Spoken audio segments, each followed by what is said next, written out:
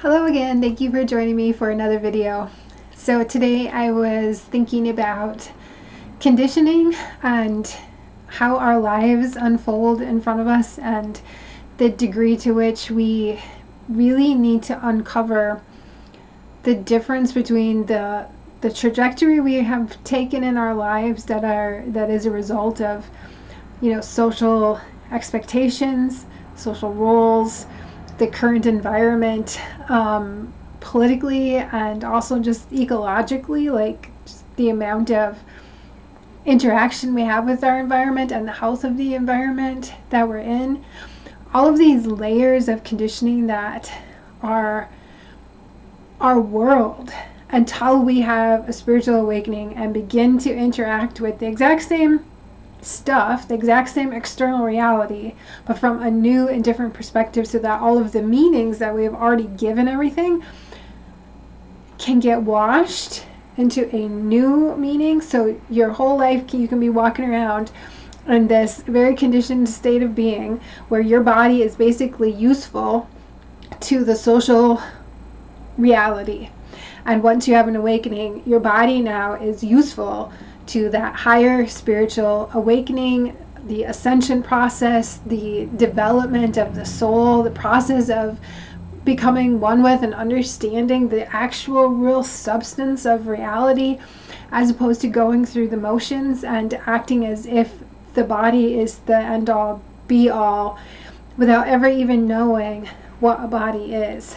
So much of our reflection of what a body is comes from what we are receiving as information and feedback about it. And when you really get quiet and in the space of spending time alone with your body, you can realize that every little tiny bit of it is able to inform the reality that you are interacting with and can be used as like a receiver, a way to receive information from the entirety of the universe. We have all of these ideas about what it is to be human, and I don't think we really comprehend that human can be just this one tiny piece of this larger being that isn't sometime in the future that you get to, but right now. And it is a matter of opening your perception to it, to your own self. And that is the process of undoing the conditioning. So it's really great and helpful to understand that everything is spirit and everything in this non-dual consciousness first way of being, but you still need to undo the conditioning that limits the perceptions that you are receiving and the information that you are receiving because of those perceptions, and that's what kind of changes the game.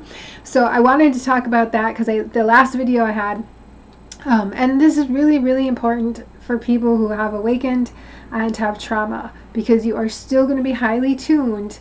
That's like the big shitty thing about trauma, is that you get really highly tuned to expect the worst and to be on the lookout for danger and to prepare to be in battle. So that whole side of your system, it gets hyper alert, hyper attuned to danger or any signs of danger, and then your behaviors and your outlook all are encompassed in it, and you have to really pull back from going into the behaviors and the spirals attached to that. So it's a little bit tricky. It's a little bit tricky to handle, to pull back from the wiring, the neural network that is going to constantly be firing that anything could be danger. Everything could be danger. Everything could be out to get you.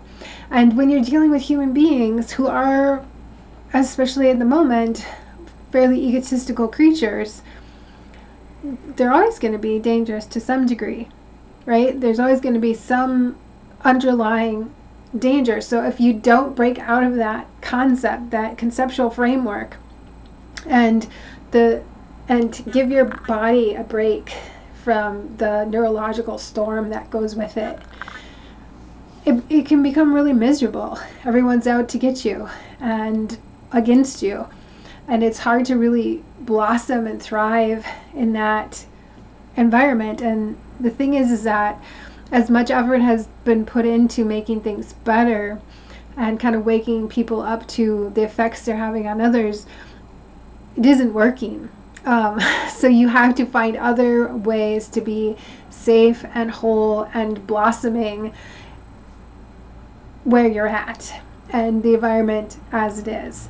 And so part of that, once you begin to perceive reality from a higher state or a bigger state of being, so not just the small physical reality, the conditioned state, the very much influenced and threatened state that the body can be put in, if you can bring in a larger bubble of yourself, your higher reasoning, the fact that we actually don't have a whole lot figured out as much as people try to say that we do. No one knows if we're in a simulation, if we're in heaven, if we are a brain in a jar. Nobody has proof of that. There's no proof. And so you don't have to buy the conditioned framework. You can choose what is actually providing you some level of comfort in order to grow your perceptions, so that you can see and imagine higher frequencies, so that you can partake in more mystery and joy and potential than what is offered for just if you're just in that kind of physical conditioned state of interacting with the world and understanding the world.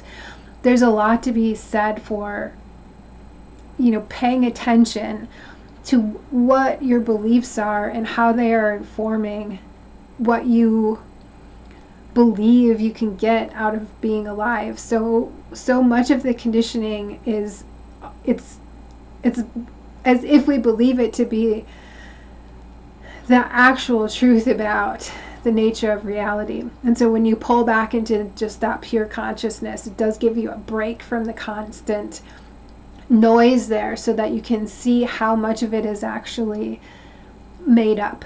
And that is the one really beautiful thing about the non-dualists and the way that they speak, is to understand and be able to bring yourself out of the play of the chaos and the conditioned states that we are in, so that you are more creative, so that you're able to sense peace, and everything doesn't have an automatic conclusion embedded within it. So we have conclusions all over the place, and these conclusions inform what we believe ourselves to be and to be capable of. And in the truth of who we are, most people perceive themselves as human being on planet Earth in this timeline. And what if that isn't what you are? And what you are can't be told to you. It has to be discovered and revealed to you, because it comes without words, because it's just outside of the context of this linguistic matrix that we live in. So just some food for thought. I hope you are doing well, and I will see you again soon. Take care.